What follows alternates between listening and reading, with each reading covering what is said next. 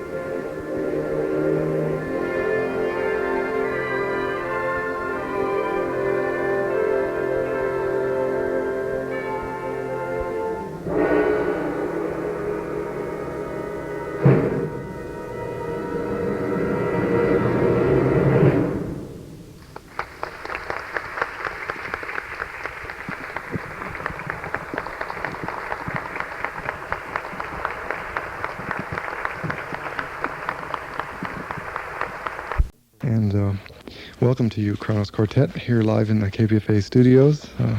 David Harrington, violin, John Sherba, violin, Hank Dutt, viola, and Joan Jean Renaud on the cello. Welcome to all of you. This is the last concert in your regular season, and actually the only other live rehearsal that came off without a hitch was the first concert, so we've finally come full circle. And it's good to have you all back here with instruments and ready to go. What do you have on tap for us today? You have 4 pieces in this program. One by Yannis Xenakis, the Greek composer who uses heavily reliance on computers to help him generate his music. Michael Colombert, a French composer. Frank Zappa, who is known to all of us as a rock and roll artist, as well as a very serious and very important composer of the day. And Dmitri Shostakovich's 12th string quartet in your series of the late Shostakovich quartets. So the Zappa piece. Now, our listeners, I'm sure, more than listeners of any other station in the country, probably have heard a lot of Zappa lately, past couple of years, of his serious music, his so-called serious music. And by that I mean his rock and roll is pretty serious too. But this is the first string quartet he's written, right? Yeah. And now he's pretty well known for using the synclavier very heavily, which is a computer-based synthesizer that can do all kinds of wondrous things. Is that how he did this piece? Yes. He essentially played the piece into the synclavier and out popped the score, I guess. That's something I'm not well versed in, actually. It's actually the first time I've ever seen a score produced by a computer. What's it look like? It's very interesting because the slur lines are not curves. They're straight lines that go up a little, like as in I guess on a computer. Oh, like in the Xenakis, it'd be...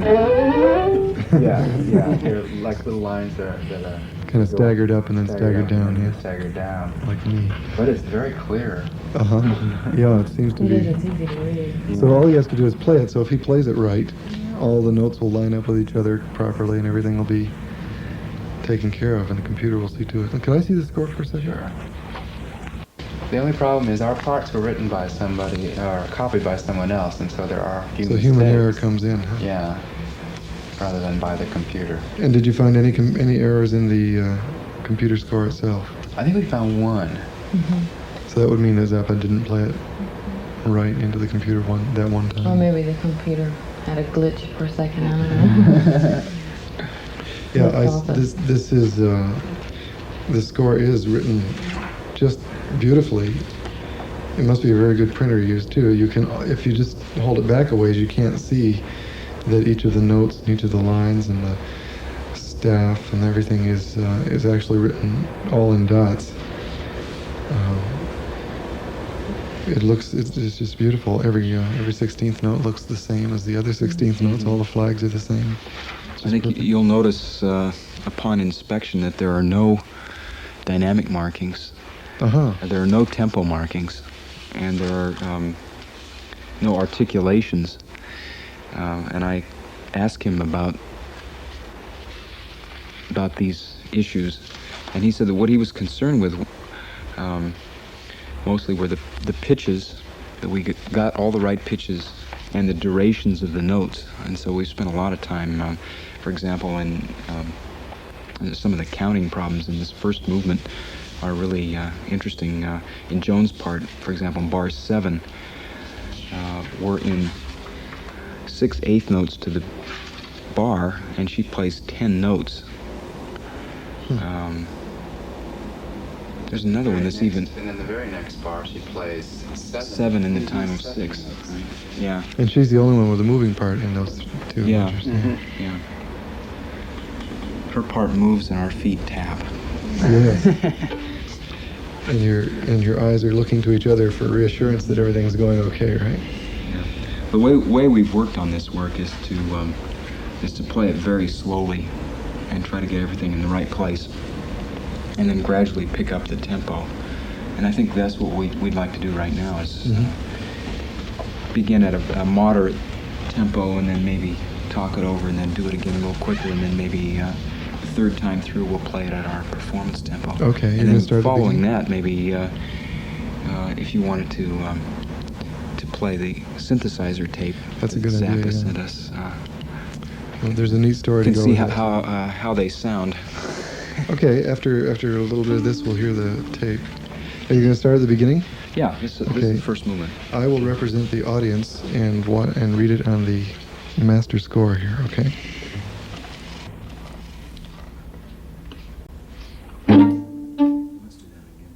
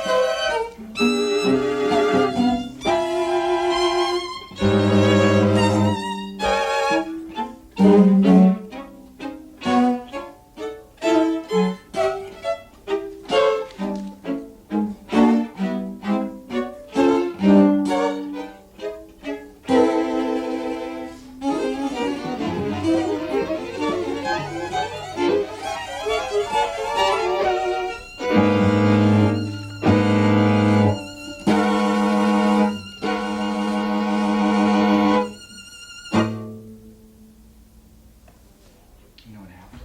The tempo kept speeding up. Yeah, I know. So we ended out at We ended up tempo. at almost the performance tempo.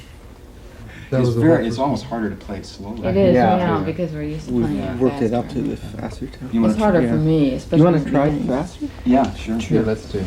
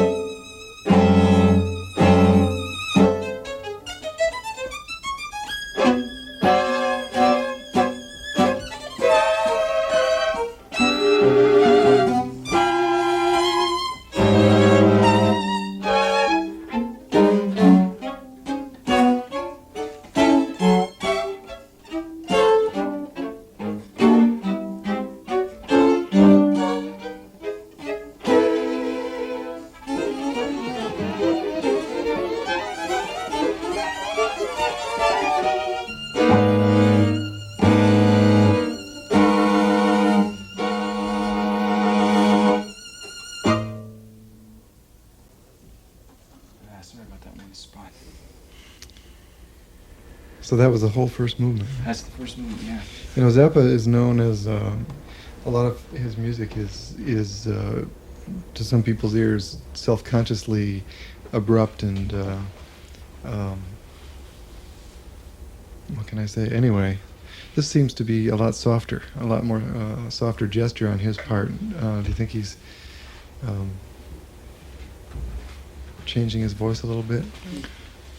I wonder how much of that would have to do with the dynamics we put in, because Yeah. there are no dynamics, Uh-huh. and we can determine how loud we want to get into. Mhm. And also, he usually writes for much larger mediums. Mhm. Don't Yeah. you think? I mean, Well, even his less of a rock and roll, serious- though, Mhm. which is probably the most complex rock and roll out there, is often very jarring, and Mhm. it's part of the effect that makes it so exciting to listen to. This music seems to be much more romantic sounding, almost. I know I'm glad he's not here. He probably. Oh, he'll find out that you Oh, said that, no. Russ. Don't worry. Actually, the following movements are, I think, more in line with what you're More saying. what I would expect, Yeah. huh? Joan, in measure 21, since I'm representing the audience here and they were all looking over my shoulder at the score, you have a series of 30-second notes and rests alternating. And it doesn't say anything about pizzicato on the score, but you play it pizzicato. Why? Is that just because you think it ought to sound like that and it doesn't seem that Zappa minds? Or Well, I can't remember who suggested it, but it really seems like, especially because he has the rest there, it indicates that he wants a pretty short note, I Mhm. think. And the line to me just sounds natural.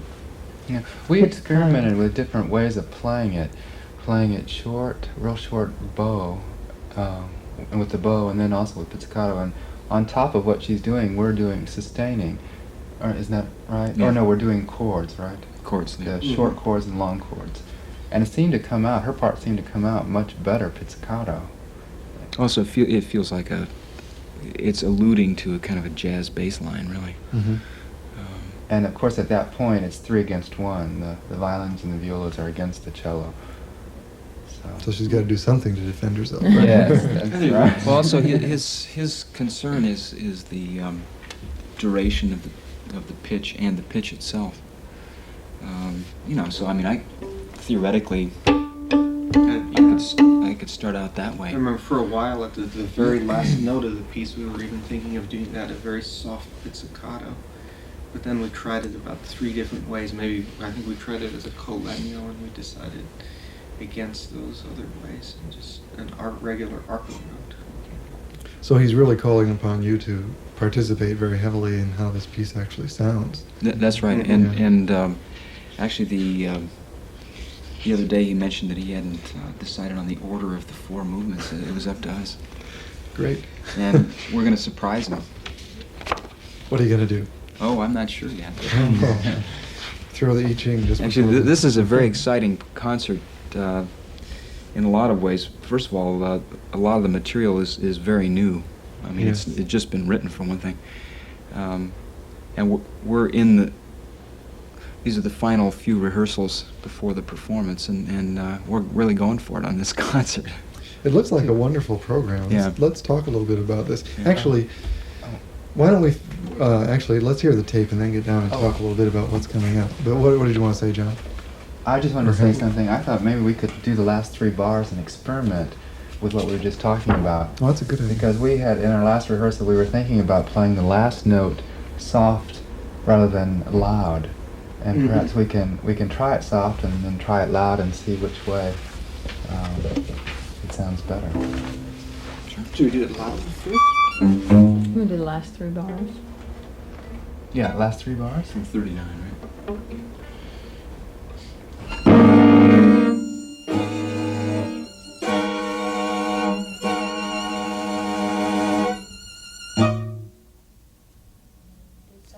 Could you guys? I think it could be louder. Could you crescendo to the rest?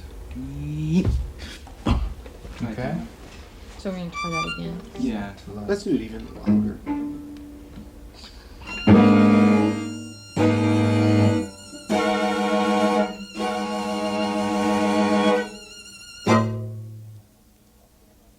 Let's try soft.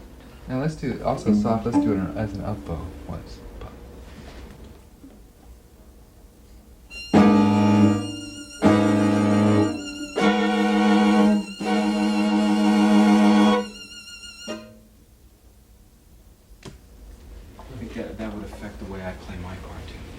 would you do?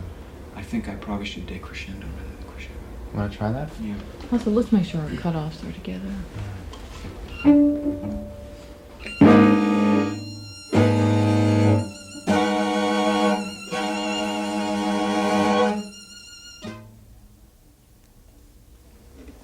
Less together.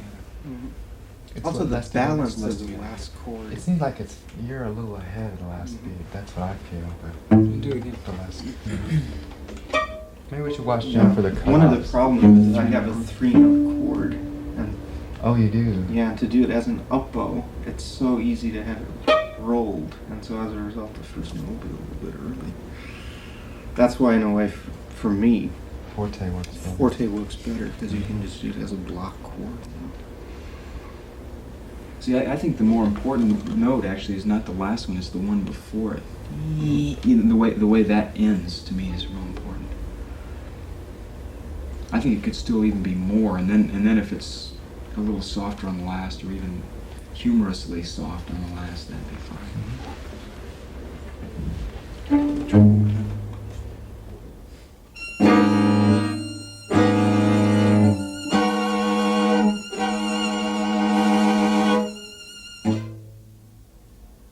I could see it just delayed a little more the last beat. The last, If we do it soft. Yeah, if we do it soft. Mhm. Sorry, I did loud. It's also a hard chord to balance, too.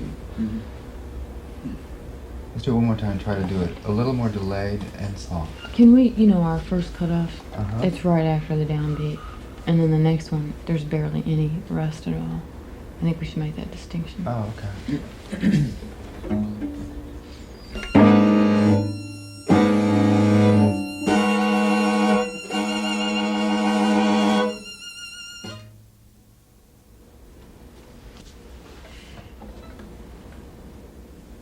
Let's try it loud again.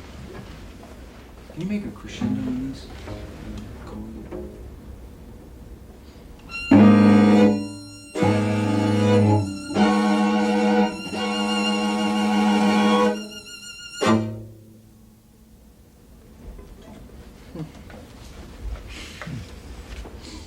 Okay. Okay. And our listeners can call 848-425 and vote. But you've already worked this out, right, in rehearsal, and you know how you're going to do it Friday night? Or was this the real Actually, thing? the last discussion on Friday afternoon was how are we going to end this? And we Uh-huh. just decided, well, we'll keep thinking about it, and we're It's still thinking interesting, about it. on the tape version, I call it End Softly. That's what it sounds like Yeah. because of the length of the note. But I don't think that'll necessarily make our decision for us. We're going to hear the tape version now. It's about 2 minutes long of the same movement, right? That now the synclavier is a wonderful instrument. You can type in your score or play it on a keyboard or whatever. And I would imagine he typed in or refed this score into it somehow to get the tape version, right, rather than playing it, Yeah. because then he wouldn't have to do another No, he equal couldn't. performance. I don't believe this could be played on the keyboard. actually. Probably not. Yeah. Well, you can play one part at a time. One part at a time. Yeah. So he fed the score into the keyboard or into the synclavier, and it came out in sound. There's a fantastic story to be told about this, which people might have heard on a broadcast we had with Frank Zappa a while back, where he did this for a guitar piece of his called "While You Were Out." That was people from the ear unit at CalArts asked Zappa to score it for a small ensemble consisting of a couple of percussion, a cello, a clarinet, I think maybe one or two keyboards, I'm not sure, and they wanted to play it. So he did that with the synclavier, which is a relatively simple chore as compared to going through it and doing it all by hand and having to make all those decisions by hand, and gave them a score and a master tape of it when it was done. And they looked at the score and said, the guy's name who came to pick it up, his name was Art, so the name of the new piece was called While You Were Art instead of While You Were Out. And when he picked it up, he says, well, this is too hard for us to get in just a couple of weeks we have before the performance. And so Zappa said, no problem, we'll let the computer do it for you. And he gave them this master tape on a video cassette, so it was a big, huge tape with a lot of sound on it. each one of them got an individual tape that had their part, a regular cassette with their part sort of featured on it. And then when they prepared for the concert, there was another electronic piece already being done, so there were already speakers on stage, and everybody hooked a wire up to their instrument, which made it look like they were playing and it was being processed. So if it sounded a little strange, it wouldn't bother anybody. And each of them was supposed to rehearse with their individual tapes so that they could practice looking like they were playing the piece. And and when they got there to the night of the performance, they couldn't use the master tape that they had because they had the wrong kind of video player. So they had to use one of the rehearsal part pieces that had one of the pieces featured above the others, and still no one caught it in the audience. Everybody thought it was real. The reviewer in the newspapers the next day loved it. Everybody thought it was great. And Zappa's summation of it was, of course, it caused quite a scandal when the word got out. And he says instead of, they should have greeted it with the dawn of a new age when musicians could finally concentrate on what they really want to do, which is looking good on stage. And instead, it was a big scandal. But so anyway, after that story, I think on Friday night we're going to look good and we're going to play his piece for him too. We'll expect this to be coming from the violins and viola and cello on stage, right? And no wires. However, if you listen to this tape, it probably will sound about the same as what you just heard. Really? So maybe it wasn't us that you were just listening to. I won't tell. Okay. Okay. Let's listen now to the synclavier version of the string quartet by Frank Zappa.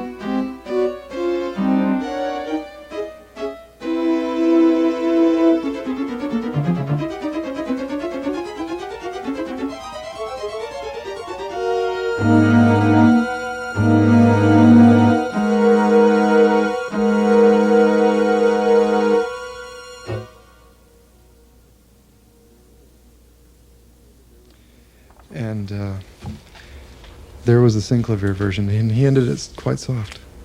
Right. You couldn't hear it, but I know you've heard it before. That's interesting. It's always fun to ask you folks what you're up to, because it's always quite outstanding. You have a concert this Friday night. You'll be taking this concert to L.A. and Santa Barbara, right? Mm-hmm. That's really been a busy year for you. We've been all over the place this year. Was this year particularly busy? A lot more travel than usual, or? Yeah, I think. Where do you think it's going to end? Well, usually what happens is you do more and more. Yeah. I don't think we can do any more. Can't do any more than this year, I don't think. I think we're averaging around 100 concerts a year now, aren't we?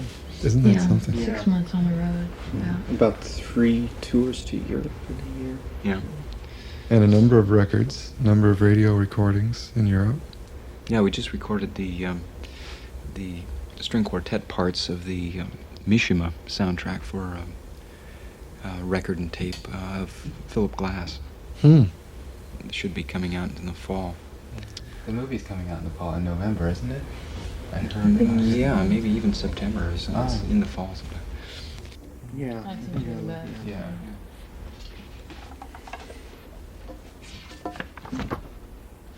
See, none of this is written in the music, Russ. It isn't, huh? No. Just No. like Zappa, huh? Yep, exactly like Zappa and like Bach and a lot of other Well, he people. does have dynamics. Oh, yeah, right. Shostakovich does have dynamics. That's true. But we're talking about a gesture in time to make the phrase feel more, actually to bring out the phrase more. And so it's a question of taste, really. Well, Kronos Quartet, thank you very much for joining me today on this radio live rehearsal.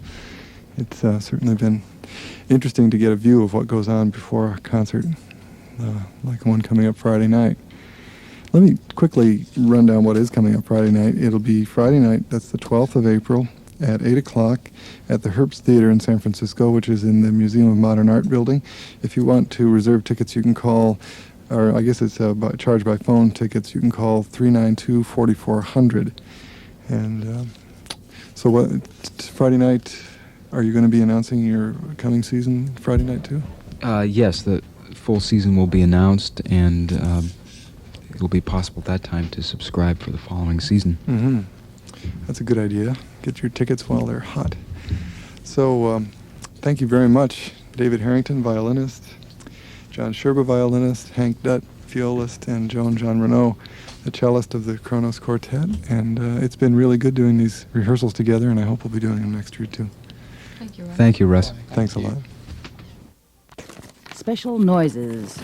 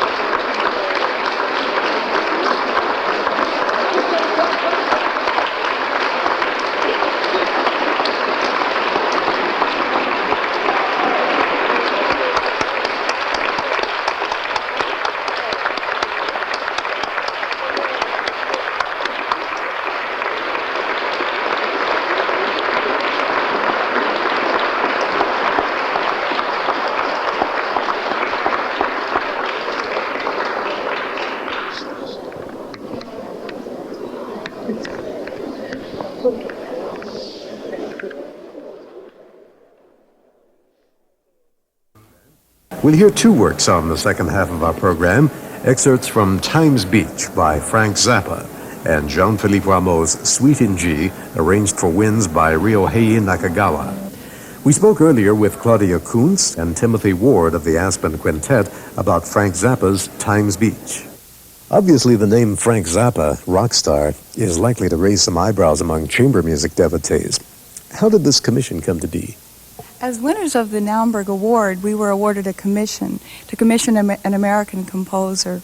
We felt that Frank Zappa was a quintessential American composer encompassing a wide range of musical experiences, and we feel that he's a really great musician of our time.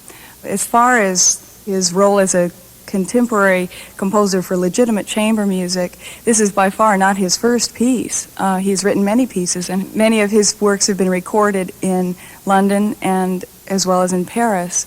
He's only now becoming known as a serious contemporary composer in the United States. How will this fall on the ears of those used to, let's say, other 20th century wind music? Actually, people who listen to a great deal of contemporary music will be very accustomed to his style of writing. He's a great fan of Varèse's, and that's Edgar Varèse.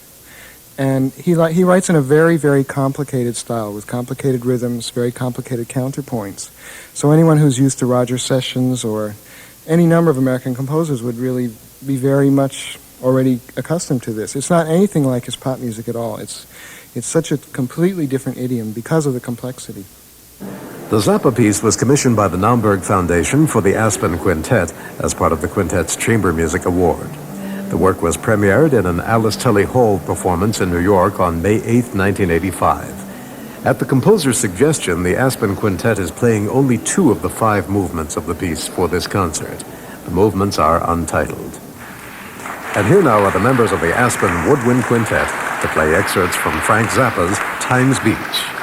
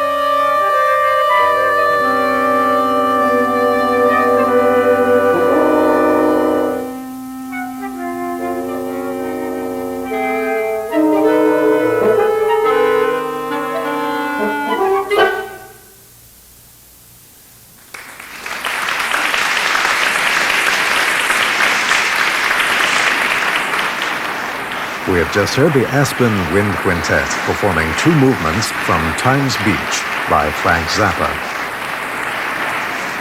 The players were Barely Nugent flute, Claudia Kuntz oboe, David Krakauer clarinet, Timothy Ward bassoon, and Kathleen Mahoney French horn. This concert is coming to you from the Coolidge Auditorium of the Library of Congress in Washington, D.C. The members of the Aspen Quintet are reappearing on stage. The members of the quintet have taught at university music schools and conservatories and have appeared as soloists with chamber ensembles and orchestras throughout the United States. The quintet is returning to the stage now to play the final work on the program, an arrangement for winds of Jean-Philippe Rameau's Suite in G. The suite is in 6 sections entitled The Indifferent Girl, The Brutes, Minuet 1, Minuet 2, The Hen,